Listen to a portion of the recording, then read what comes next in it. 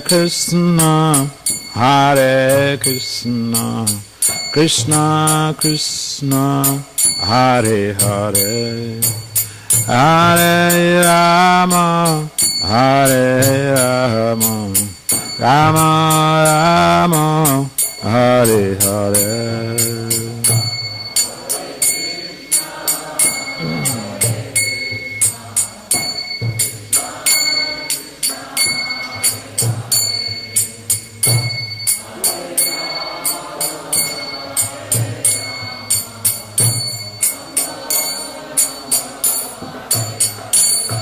Hare Krishna, Hare Krishna, Krishna Krishna, Hare Hare, Hare Rama, Hare Rama, Rama Rama, Hare Hare.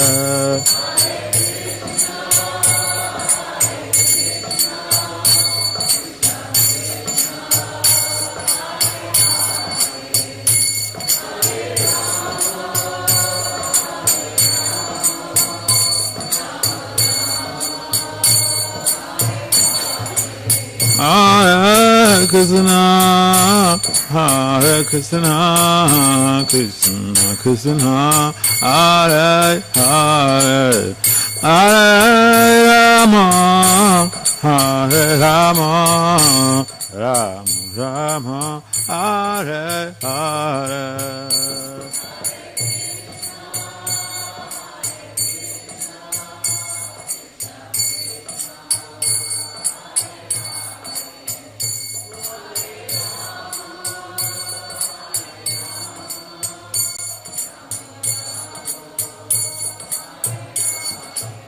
Jaya Prabhupada, Prabhupada, Prabhupada, Srila Prabhupada.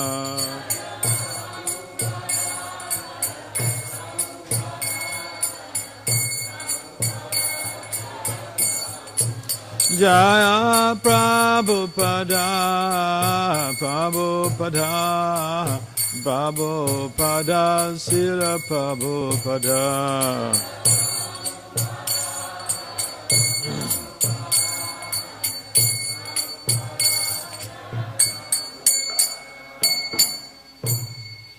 Jayam Vishnupad Paramahamsa, Parivajikacharya, Astotra Satat, Sistema Divine Grace, Konpanacharya, Srila Abhachan Vinda Bhakti Vedanta, Swami Papa Maharaj Ki Jai. Srila Prabhupada Ki Jayam Vishnupad Paramahamsa, Parivajikacharya, Astotra Satat, Sistema Divine Grace, Srila Bhakti Siddhanta Saraswati Thakur Goswami Papa Maharaj Ki Jai. Ananta Kota Vaishnavini Ki Namacharya Srila Haridasa Gaura Ki Pram Si Kahao Si Krishna Chaitanya Prabhu Nityananda Si Advaita Gadadhara Sivasadi Si Gaura Bhaktavini Ki Sri Sri Radha Krishna Gopal Gopinath Samakunda Radha Kundagiri Govardhan Ki Shabandabandam Ki Simayapana Dham Ki Sujaganapura Dham Ki Gangamai Yamunamai Ki Simata Tulsi Devi Bhakta Devi Ki Samaveda Bhakta Bindi Ki Nitai Gur Premanandi. All glories to the Sama devotees, all glories to the Sama devotees, all glories to the Sama devotees, all glories to Sri Gauranga Gauranga. Om Namo Bhagavate Vasudevaya. Om Namo Bhagavate Vasudevaya.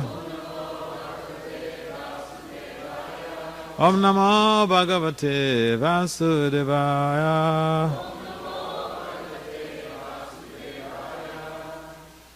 Narayanam Namaskritya Naram Cheva Narottamam Devim Saraswati Vyatsa Tattva Jaya Mudire Nastapaye Sabhadrisu Nityam Bhagavata Sevaya Bhagavati Uttama Sloke Bhakti Bhavaiti Naistiki. So Srimad Bhagavatam, Canto 8, Chapter 24, text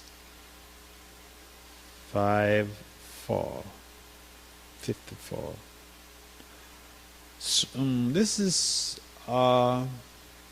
title of this chapter is Matsya, the Lord's fish incarnation. Sri Sukadeva Goswami is speaking here. So let's go to the text. Sri Sukha Hoacha.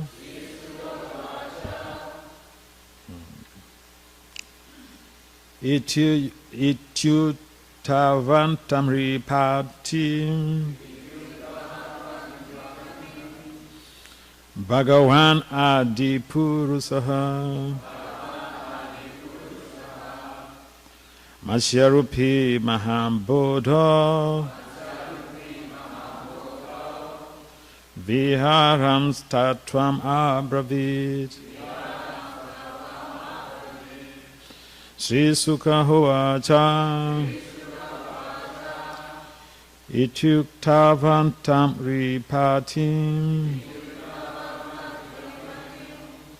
Bhagavan Adipurusaha Masyarupi Mahambodha Viharam Statvam Abravit. Sri Sukha Hoacha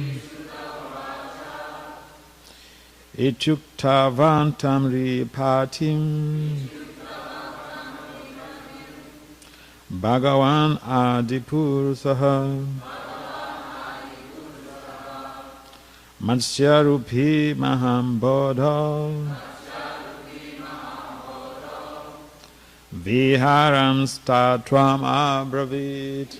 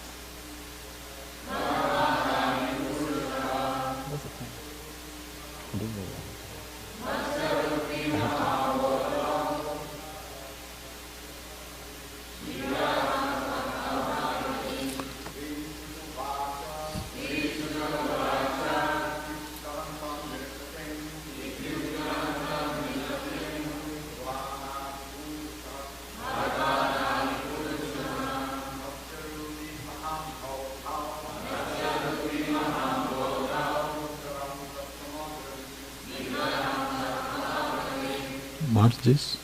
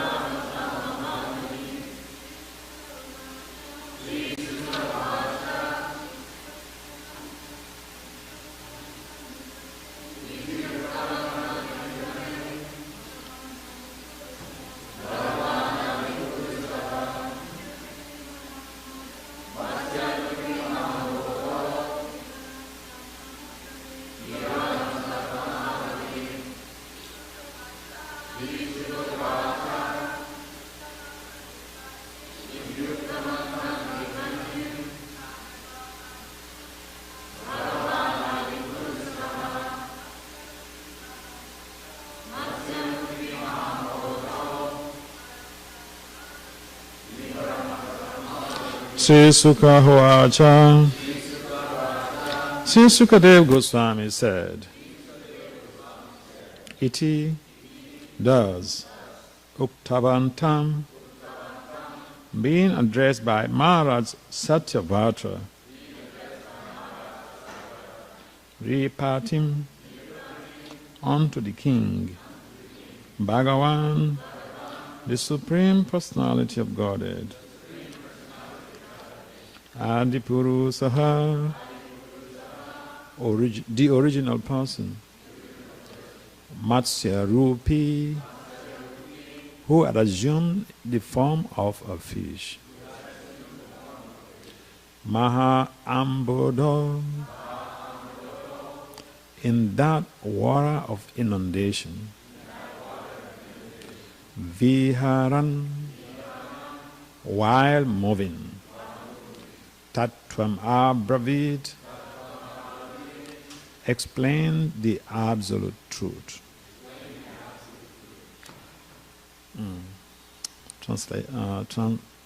Translation. By His divine graces, confound Acharya, Srila Abhashan Vinda Bhakti Vedanta Swami Papa Maharaj Ki, Srila Prabhupada Ki. Sukadeva Goswami continued, when Satyavata had thus prayed to the Supreme Personality of Godhead, who had assumed the form of a fish, then Lord, while moving in the water of inundation, explained to him the absolute truth. Please kindly responsibly repeat. Sukadeva Goswami continued, when Satyavata had thus prayed to the Supreme Personality of Godhead, who had assumed the form of a fish, the Lord, while moving in the water of inundation,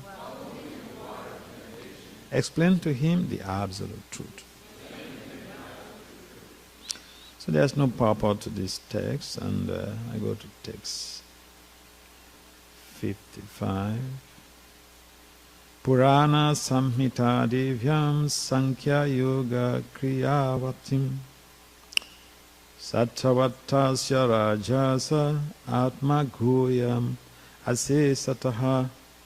Translation. The Supreme Personality of God was explained to King Satyavata the spiritual science known as Sankhya Yoga, the science by which one distinguishes between Mara and spirit. In other words, Bhakti Yoga. Along with the instructions contained in the Puranas, the old histories, and the Samhitas, the Lord explained Himself in all these literatures. Text 56. Aswasit Rishibi Sakam Atma Tattvam Asamsayam Navyasino Bhagavata Proktam Brahma Sanatanam. Translation. While sitting in the boat, King Satyavata, accompanied by the great saintly persons, listened to the instructions of the Supreme Personality of Godhead in regard to self-realization. These instructions were all from the eternal Vedic literature, Brahma. Thus, the king and sages had no doubt about the absolute truth. Again, there is no pop-up, so text 57. Atita pralaya paya utita sa vedasi hatra suram hayagrivam vedam pratyaharadari.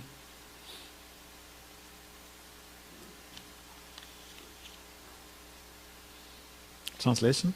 At the end of the last inundation during the period of Swayambhuva Manu, the Supreme Personality of God had killed the demon named Hayagriva and delivered all the Vedic literatures to Lord Brahma when Lord Brahma awakened from sleeping. Text 58. Sattu Satyavrato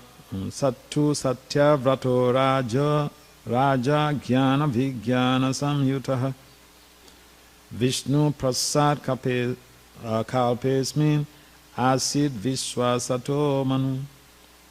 Translation. King Satyavrata was illuminated with all Vedic knowledge by the mercy of Lord Vishnu, and in this period he has now taken birth as Vasudeva, the son of the sun god. Purport. Srila Vishwanath Chakravarti Thakur gives his verdict that Satyavrata appeared in the Sakshusha Manvantara. When the Sakshusha Manvantara ended, the period of Vivaswata began. By the grace of Lord Vishnu, Satyavrata received instructions from the second fish incarnation and was thus enlightened in all spiritual knowledge.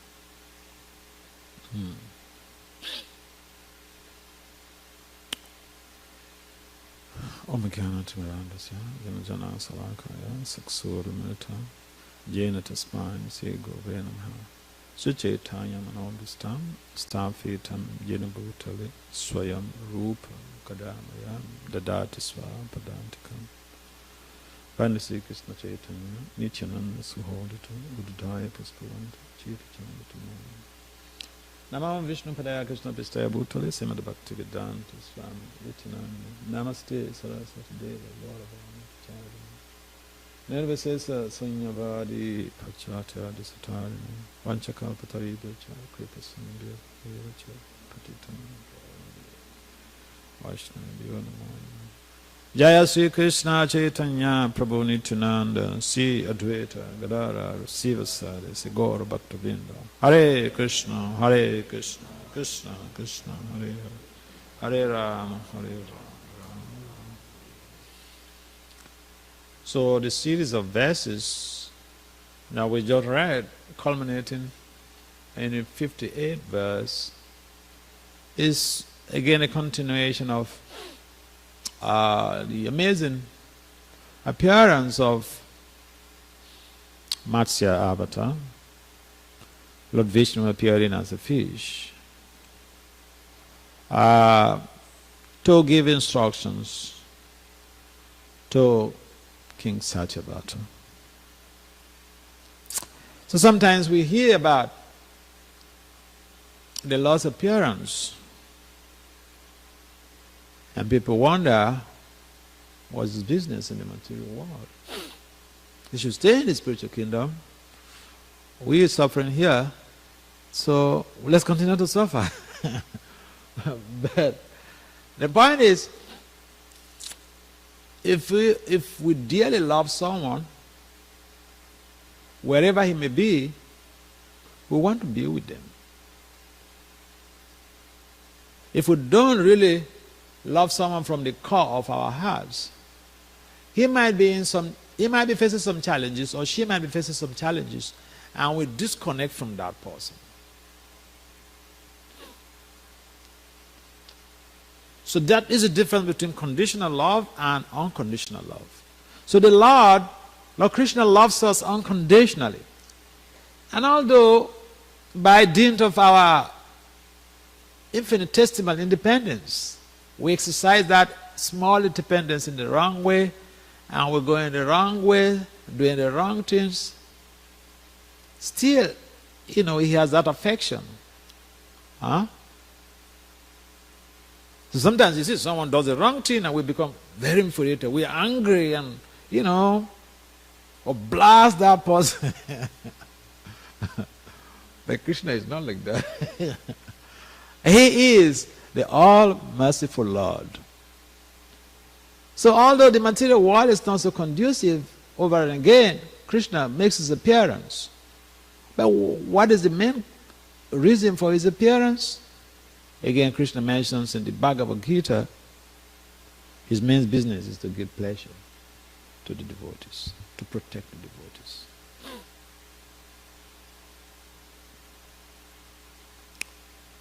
Of course, there are, other side reasons, like, annihilating the miscreants. But if it is just based on the principle of annihilating miscreants, one One earthquake can do all of this stuff. One earthquake can finish everything. Or one inundation, flood. I remember last year also the flood in New York. And the people it hasn't come, people have to relocate. Of course, the one that took place in New Orleans, people were even warned, and some people, they felt, nothing will happen. And it came, and so many people died. So the point is, Krishna is very lovingly disposed to us, and his love for us is unconditional. And therefore, although we've chosen to do what we want to do, he still comes to this material world to facilitate our devotional growth. That's the main reason of his coming. Therefore, when he comes, he gives instructions to his devotees.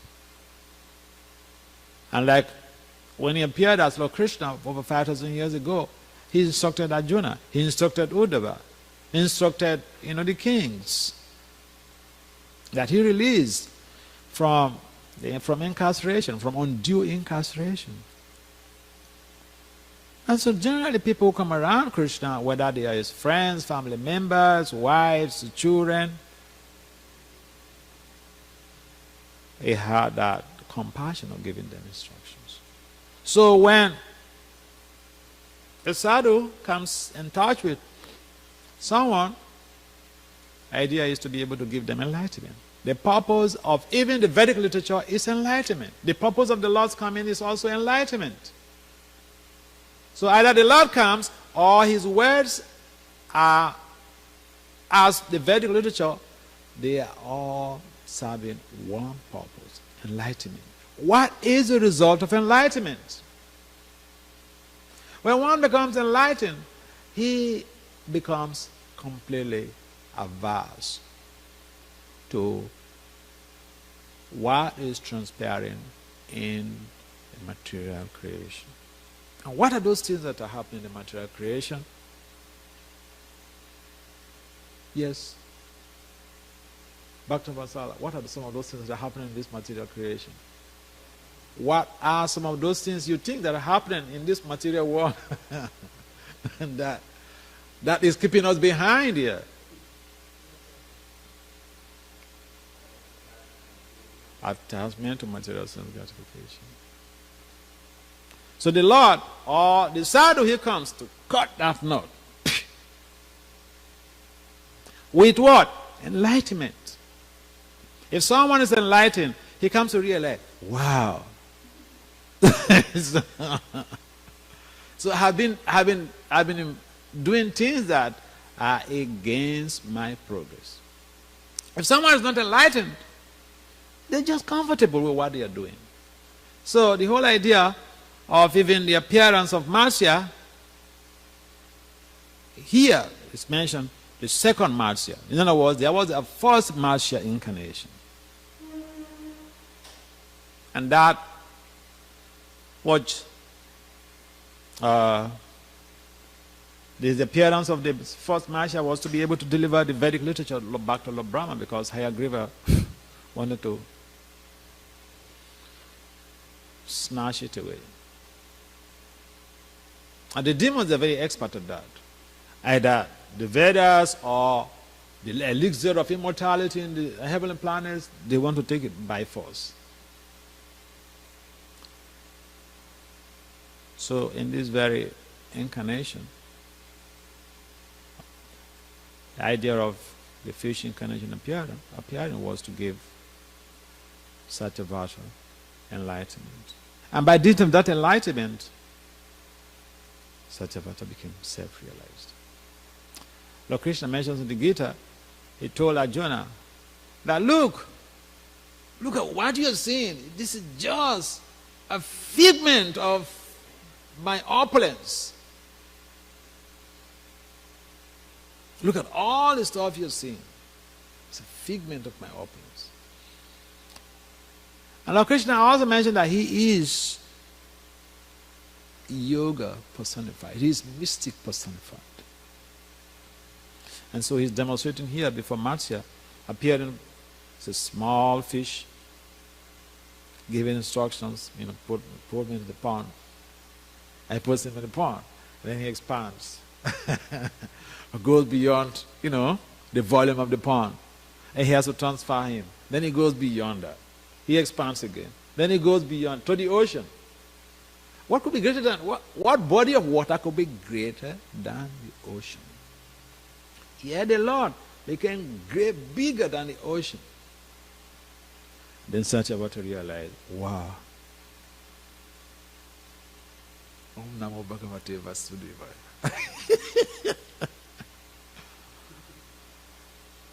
So Krishna likes to take his devotees by surprise. If you think that Krishna is going to come through this door, he might come in through the window.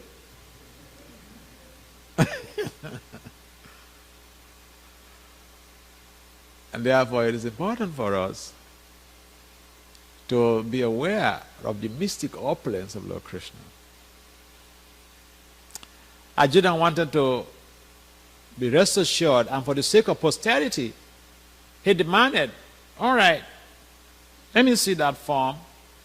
And Krishna manifests his universal form. Arjuna saw everything inside there, even himself, all the soldiers, everybody. He thought, this is too much for me. Go back to the original 200 form and let me enjoy our relationship. People don't like relationship that is based on awe and reverence. Arjuna was just frightful. And so, here also, we find that when Satyavata realized that this is the Supreme Personality of Godhead, that awe and reverence was invoked. Therefore, he started praying. All of our worship is also based on awe and reverence. But we can't jump the gun. We can't say, well, I'm a gopi. And I come before Krishna. I don't need to pay obeisance. I'm a gopi. Hey, Krishna, come here. No.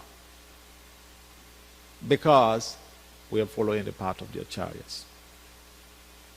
So in all these texts here you find the sum and substance is association, spiritual enlightenment, detachment.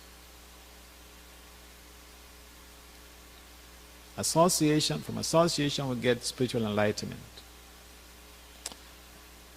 The essence of spiritual enlightenment is to become self-realized, to attain Krishna, Prema, Pumato, Mahan, pure love of Krishna. And therefore, Prabhupada has really kindly given us everything. We can't complain about anything. And so, the Vedic literatures are there. Prabhupada's instructions are there in his own purports. And if we follow the simple teachings, we will attain pure love of Godhead. I mean, it's just like every day you come to Mangarati, you're getting purified. That is association. You're coming to have darshan of the deities, you're becoming purified. You hear in Bhagavatam class, you're becoming purified. You're going about doing your services, you're becoming purified. So these are all part of the devotional culture, packaged by Srila Prabhupada, and has given that to us. Even as he's not physically there, that becomes his legacy. And so, we should remind ourselves, when we come together, we should remind ourselves, this world is not so juicy the way we think. Therefore, the Lord has come to enact different pastimes for us to reminisce, to remember, to reflect, so that we can discuss amongst ourselves about his wonderful pastimes. People want to talk about something when they come together. And if it is not about Krishna Katha, it's about Griham Katha. We are blessed by the best to be initiated into the Krishna Katha community. And that is the Bhagavatam.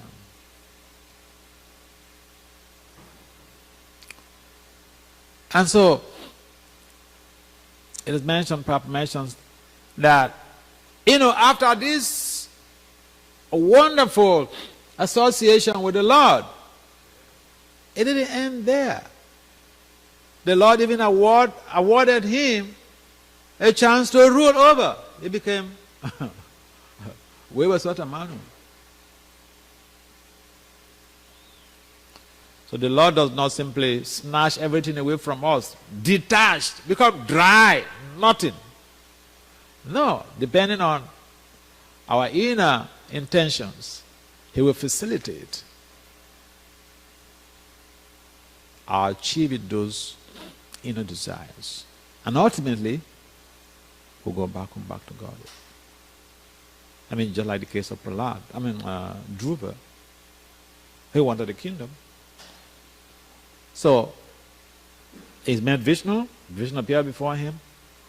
But Vishnu did not snatch away everything from him. All right, go back to God. All right, you want the kingdom. All right, enjoy also. But, after that, you come. After that, you come. So, we shouldn't think that devotional service is just a dry culture. You have to give up everything, give up this, give up that. It's not about don'ts. Anandamayam Piyasa. The very essence of life and spiritual life in particular is enjoyment. Festivals. Tomorrow again you're going for another festival. Isn't it?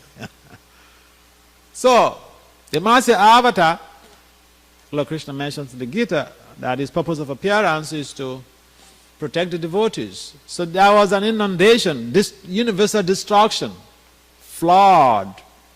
This is not, you see, when we hear about, one flood or the other, and we think, oh, this world is...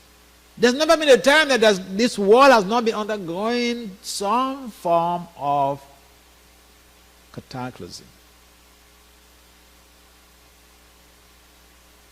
So here, in this very incident, the Lord has to come as the Master Avatar, make some provision for Satyavrata Maharaj to be saved with the saints and sages, the body of the boat.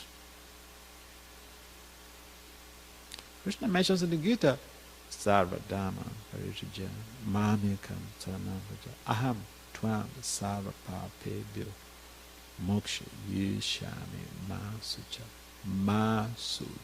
We have a tendency to be unfaithfully fearful. Unfaithfully fearful. So, he could just come straight, but he wants to demonstrate his mystic power to invoke some faith in him. We need faith to thrive. So Krishna demonstrates all some of his mystic opulences just to be able to arouse some faith in us on him. I mean, it's again like he appeared like the boa incarnation. Small stuff. And he kept expanding. We read these things, but sometimes we don't really reflect as to the reason for his doing this. He wants to show his opulence. So that we want to be associated with a great personality, someone who can protect us, someone whose activities are unfathomable, inconceivable. That evokes faith. If someone is just an ordinary person like Bhakti Vasudeva Swami, why have to have faith in him?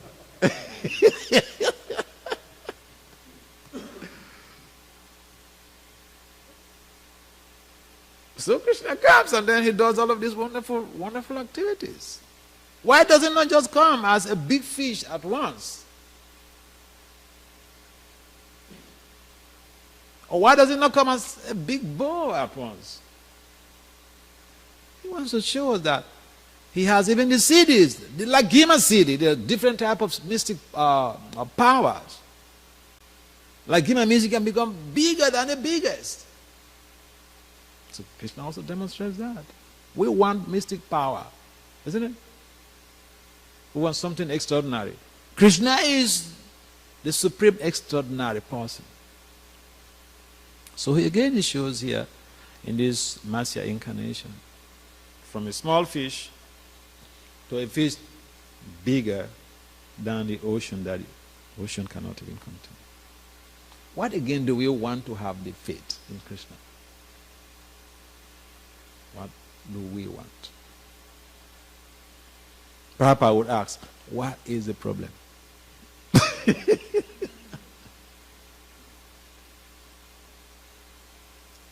Okay. Any comments or questions? Yes, Prabhu.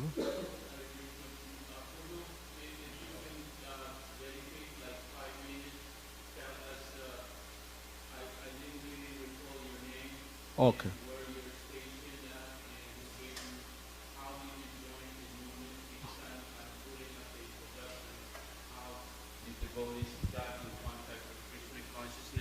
Because it's inspiring for book distributors to hear your first encounter with the Hare Krishnas.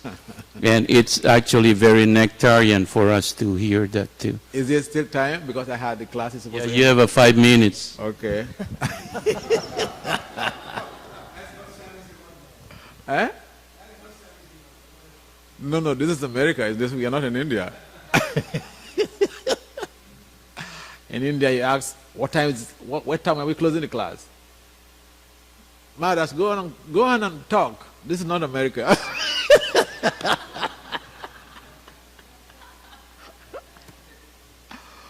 Okay, so I thought, my parents are Nigerians. I was born in Nigeria, and as a young man, I was working in the judiciary when I met devotees in 1983 in December. I met this devotee who was distributing books, and then he just appeared. He appeared like someone who was, later I got to know about altar and how the pujaris dress, So he just dressed very simple, no kota on, and in the city of Lagos. So he just tied some chada with all these big tilaks. And so people were even frightened. But, because I saw some people, he was on like an alley, and, people were coming, but they were going the other way because they were they were like scared of him. So as a young man, I like something that people are afraid of. So I went to meet this guy, and I challenged him. They said, what are you up to? So he calmly, very humbly, he responded that he was distributing books, the spiritual books. So I glanced through, and then I saw some attractive titles. So I took two literatures. I gave him some donation. So then I went to read those 2 books. I mean, like when I went, because I was living by myself at that time. And when I went home, I couldn't sleep because I just spent the whole night reading those books.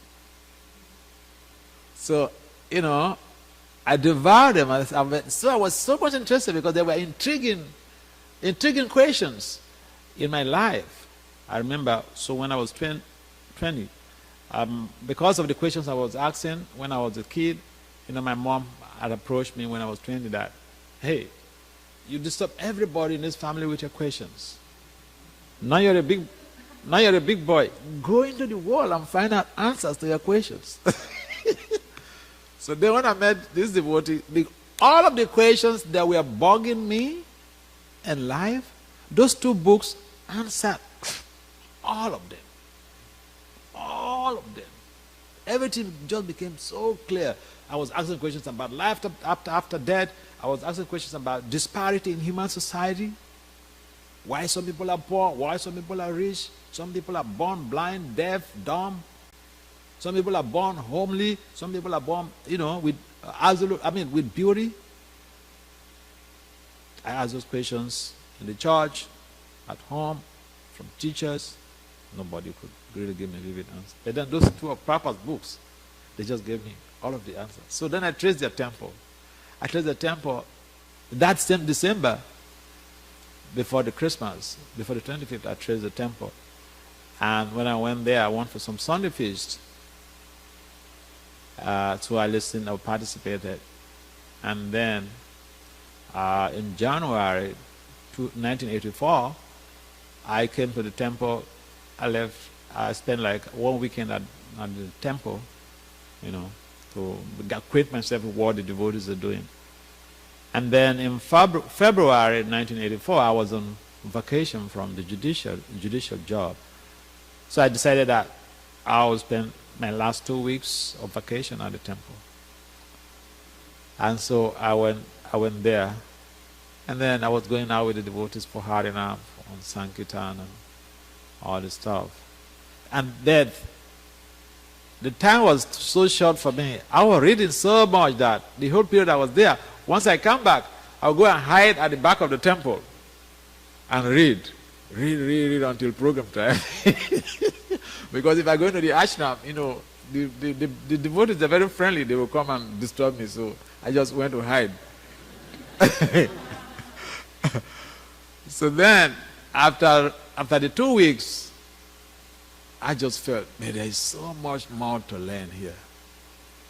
So I went to put in a resignation at the office. And that was it. So I met the devotees like in December, middle of December.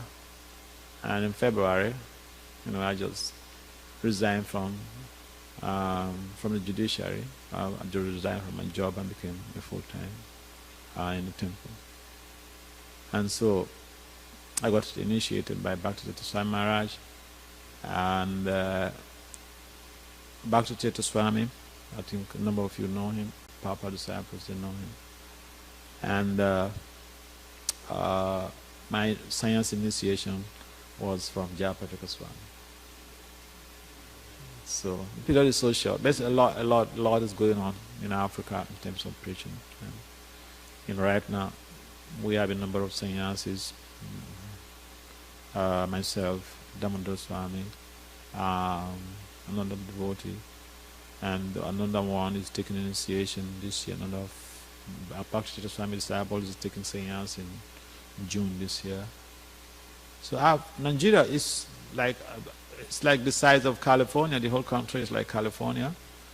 But with about 155 million people, and we have how many Gaudiya Vaishnava sannyasis? I think about 5 or 6 Gaudiya Vaishnava sannyasis. Yeah. So, and then Bhakti Chinta, it focuses on local preaching. So all of the temple managers and functional devotees in the west coast of Africa are local people, local blacks.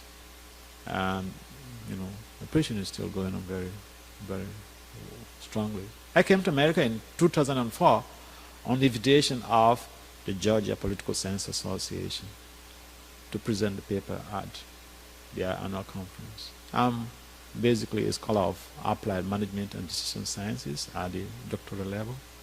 I've been preaching in the academy over the years. So it's actually because of academic programs that I migrated to the U.S. When I came to the U.S. and I had some programs, so the devotees wanted me to stay to help. So I ended up being an American citizen, and as a science, I traveled around. But I'm mostly based in the East Coast, upstate New York, New Russia, where I stay with family, Caribbean family. But I go to Gitanagari often, near Vrindavan, and the DC area. So, thank you. Srila Prabhupada ki.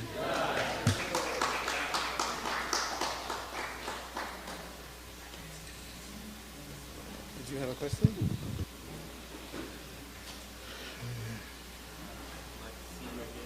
Why?